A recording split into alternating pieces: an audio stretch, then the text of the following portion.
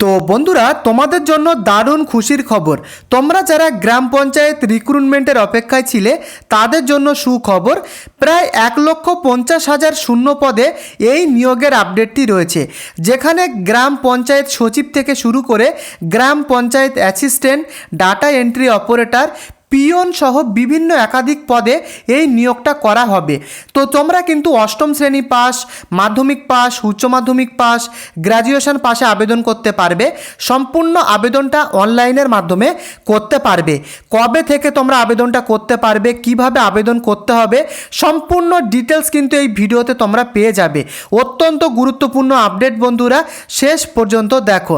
তো চলো বন্ধুরা, মেন ভিডিওতে যাওয়া যাক। এখানে দেখো বন্ধুরা, গ্রাম পঞ্চায়েত রিক্রুটমেন্ট 2026। তোমরা যারা গ্রাম পঞ্চায়েত রিক্রুটমেন্টের অপেক্ষায় ছিলে এতদিন, তাদের জন্য সুখবর। 1,50,000 শূন্য পদে এই আপডেটটা কিন্তু রয়েছে। তো দেখো, তোমরা যারা ওয়েস্ট বেঙ্গল থেকে ভিডিওটি দেখছো, 23টি জেলা থেকে তোমরা আবেদন করতে পারবে। পাশাপাশি তুমি যদি আসাম থেকে ভিডিওটি দেখে থাকো বা ত্রিপুরা থেকে ভিডিওটি দেখে থাকো, তোমরাও এখানে কিন্তু আবেদন করতে পারবে। এখানে স্টেট ওয়াইজ নিয়োগটা কিন্তু করা হচ্ছে। তো এখানে বন্ধুরা, এর সাথে সাথে তোমরা দেখে নাও যে পোস্ট নেম কি বলা হয়েছে। বিভিন্ন পদে নিয়োগটা করা হচ্ছে। পঞ্চায়েত সচিব পদে নিয়োগটা করা হবে, panchayat assistant, data entry operator, এছাড়া আরও বিভিন্ন পদ রয়েছে। যেমন পিয়ন পদেও কিন্তু নিয়োগটা করা হবে। এরকম বিভিন্ন পদে 1,50,000 শূন্য পদে এই নিয়োগটা করা হবে। তো তুমি কোথা থেকে ভিডিওটি দেখছো, তোমার লোকেশান, তোমার ডিস্ট্রিক্টের নাম, প্রত্যেকে কিন্তু তোমরা যারা যারা ভিডিওটি দেখছো অবশ্যই কমেন্ট করে লিখে জানিও। যখনই তোমাদের ডিস্ট্রিক্টে কোনো রকমের গভর্নমেন্ট চাকরির আপডেট আসবে, সবার আগে কিন্তু আমি আমার চ্যানেলে দিয়ে দেবো। তাই প্রত্যেকে তোমাদের ডিস্ট্রিক্ট নেম লিখে জানিও, লোকেশান, এবং প্রত্যেকে এই ভিডিওটিকে অবশ্যই লাইক করে দিও। তো এখানে এলিজিবিলিটি কি বলা হয়েছে দেখে নাও।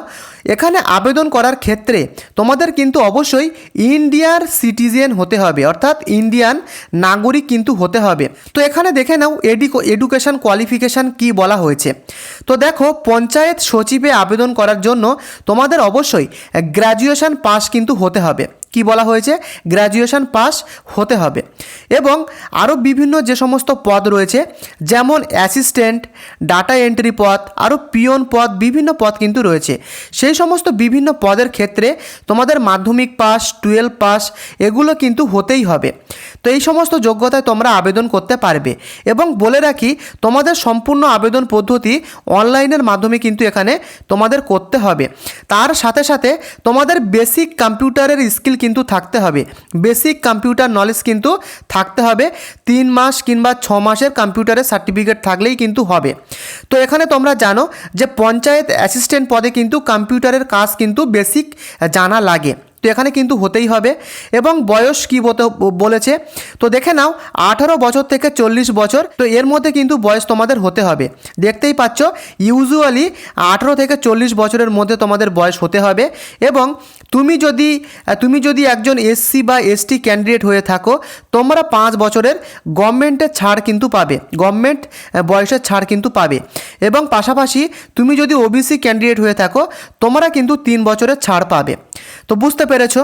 তো এখানে তোমরা দেখে নাও যে অ্যাপ্লিকেশান ফিস, তুমি যদি জেনারেল ক্যান্ডিডেট হয়ে থাকো তাদের ক্ষেত্রে কিন্তু 100 টাকা অ্যাপ্লিকেশান ফিস এখানে দিতে হবে। এবং তুমি যদি এসসি বা এসটি ক্যান্ডিডেট এবং অল ফিমেল ক্যান্ডিডেটদের ক্ষেত্রে কোনো অ্যাপ্লিকেশান ফিস কিন্তু দিতে হবে না। বুঝতে পেরেছো? এসসি, এসটি এবং অল ফিমেল ক্যাটাগরি ক্যান্ডিডেটদের কোনো কিন্তু অ্যাপ্লিকেশান ফিস এখানে দিতে হবে না। এবং এখানে তোমরা দেখো যে সিলেকশন প্রসেস, তো এখানে তোমাদের সিলেকশনটা করা হবে 3টে ধাপে সিলেকশন করা হবে। প্রথম স্টেজে কি হবে, যেখানে তোমাদের রিটেন এক্সাম দিতে হবে, লিখিত পরীক্ষা তোমাদের দিতে হবে। তারপরে তোমাদের ইন্টারভিউ ডাকা হবে। যারা রিটেন এক্সামে কোয়ালিফাই করবে তাদেরকে কিন্তু ইন্টারভিউ ডাকা হবে। তারপরে মেরিট লিস্ট তৈরি হবে। এভাবে কিন্তু তোমাদের সম্পূর্ণ সিলেকশনটা এখানে হবে। এবং এর সাথে সাথে তোমরা দেখে নাও যে স্যালারি ডিটেলস কি বলা হয়েছে। অ্যাপ্রক্স যে স্যালারি স্ট্রাকচার, সেটা কিন্তু তোমরা দেখতেই পাচ্ছ অ্যাপ্রক্স। এবং আবেদন করার ক্ষেত্রে কি কি ডকুমেন্ট তোমাদের লাগবে সেটা তোমরা ভালোভাবে দেখো। তো দেখো, তোমাদেরকে কিন্তু অনলাইনের মাধ্যমে আবেদন করতে হবে। তো এখানে আবেদন করার সময় কি কি ডকুমেন্টস তোমাদের লাগবে, প্রথমত তোমাদের আধার কার্ড বা প্যান কার্ড এটা কিন্তু লাগবে, যেটা তোমাদের এখানে আইডেন্টিটি প্রুফ হিসাবে কিন্তু এটা তোমাদের দিতে হবে, এবং তোমার এডুকেশন সার্টিফিকেট, অর্থাৎ তুমি যে পোস্টে আবেদন করবে তার এডুকেশনাল সার্টিফিকেট। তুমি যদি পঞ্চায়েত সচিব পদে আবেদন করো সেক্ষেত্রে কিন্তু তোমাদের গ্র্যাজুয়েশন পাসের সার্টিফিকেট কিন্তু দিতে হবে, অথবা বাকি যে সমস্ত পদগুলো রয়েছে, যেমন তোমাদের পিওন পদ রয়েছে, ডাটা এন্ট্রি অপারেটর পদ রয়েছে, এছাড়া আরও বিভিন্ন যে সমস্ত পদ রয়েছে যেমন অ্যাসিস্ট্যান্ট পদ রয়েছে, এই সমস্ত পদের ক্ষেত্রে মাধ্যমিক পাস অথবা উচ্চ মাধ্যমিক পাসের কিন্তু তোমাদের সার্টিফিকেট এখানে দিতে হবে এডুকেশন কোয়ালিফিকেশান হিসাবে।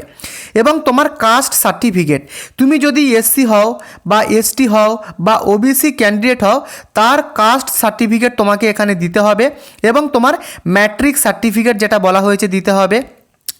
তোমার কম্পিউটার স্কিল যদি থাকে তার কম্পিউটার স্কিলের সার্টিফিকেট, যেটা বলছিলাম 3 মাস 6 মাস 1 বছরে তোমাদের যা কম্পিউটারের সার্টিফিকেট রয়েছে সেটা কিন্তু দিতে হবে, এবং যদি তোমাদের কোনো এক্সপেরিয়েন্স সার্টিফিকেট থাকে সেটা কিন্তু তোমাদেরকে দিতে হবে, এবং তোমার সিগনেচার এবং recent colour passport size photo, এই সমস্ত ডকুমেন্টগুলো তোমাদের দিতে হবে। যখন তুমি অনলাইনে আবেদন করবে তখন কিন্তু এই সমস্ত ডকুমেন্ট আপলোড করতে কিন্তু হবে। তো বুঝতে পেরেছো? তো এর সাথে সাথে তোমরা দেখো কিভাবে তোমাদেরকে আবেদনটা করতে হবে। প্রথমে পঞ্চায়েত, এই যে ওয়েবসাইট দেখতে পাচ্ছ panchayat.gov.in, এই ওয়েবসাইটে তোমাদেরকে ভিজিট করতে হবে। আসার পরে তোমাদেরকে রেজিস্ট্রেশন করতে হবে, তোমার মোবাইল নাম্বার এবং একটা পাসওয়ার্ড দিয়ে কিন্তু তোমাদেরকে ফার্স্টে রেজিস্ট্রেশন করতে হবে। তারপরে কিন্তু লগ ইন বটনে গিয়ে সেই রেজিস্ট্রেশন নাম্বার এবং পাসওয়ার্ড দিয়ে তোমাদেরকে লগ ইন করতে হবে। তারপরে যাবতীয় তোমাদের ফর্মটাকে ফুলফিলভাবে ফর্ম ফিল আপটা করতে হবে, যেমন তোমার নাম, তোমার এডুকেশনাল কোয়ালিফিকেশান, যা যা ডকুমেন্টস তোমাদেরকে বললাম সেগুলো দিয়ে তোমাদের অ্যাপ্লিকেশানটাকে কিন্তু সাকসেসফুলিভাবে তোমাদেরকে সাবমিট করতে হবে। এবং যখনই তুমি সাবমিট করবে তার যে প্রিন্ট আউট সেটাকে কিন্তু তোমাদেরকে রাখতে হবে ফিউচার রেফারেন্স হিসাবে। আশা করি তোমরা ব্যাপারটা বুঝতে পেরেছো। এভাবে তোমাদেরকে আবেদনটা করতে হবে। তো দেখো অ্যাপ্লাই করার ক্ষেত্রে কি বলা হয়েছে, এখনও পর্যন্ত পঞ্চায়েতের কিন্তু কোনো রকম অফিসিয়াল নোটিফিকেশান এখনও পর্যন্ত আসেনি। 30শে মার্চ কিন্তু আসার কথা ছিল, তবে এখন কিন্তু এপ্রিল মাস চলছে, এখনও পর্যন্ত কোনো কিন্তু নোটিফিকেশান আসেনি। ভোটের কারণে হতে পারে, তবে তোমাদের খুব তাড়াতাড়ি কিন্তু এর যে অফিসিয়াল নোটিফিকেশান খুব তাড়াতাড়ি চলে আসবে। তো আমি তোমাদের বলবো এই মাসের লাস্ট উইকে অথবা কিন্তু তোমাদের মে মাসের দিকে তোমাদের যে অফিসিয়াল নোটিফিকেশান চলে আসবে, এবং তোমরা মে মাসের শেষ কিংবা জুনের ফার্স্ট উইকের দিক থেকে কিন্তু অনলাইনের মাধ্যমে আবেদন করতে পারবে। বুঝতে পেরেছো? তো আশা করি তোমরা পুরো ব্যাপারটা ক্লিয়ার হতে পেরেছো। এবারে তোমরা অনেকেই আমাকে যে প্রশ্নগুলো করবে যে স্যার এখানে তো রিটেন এক্সাম আমরা দেব, তো সেখানে কেমন ধরনের সিলেবাস থেকে আমাদের প্রশ্নগুলো আসবে।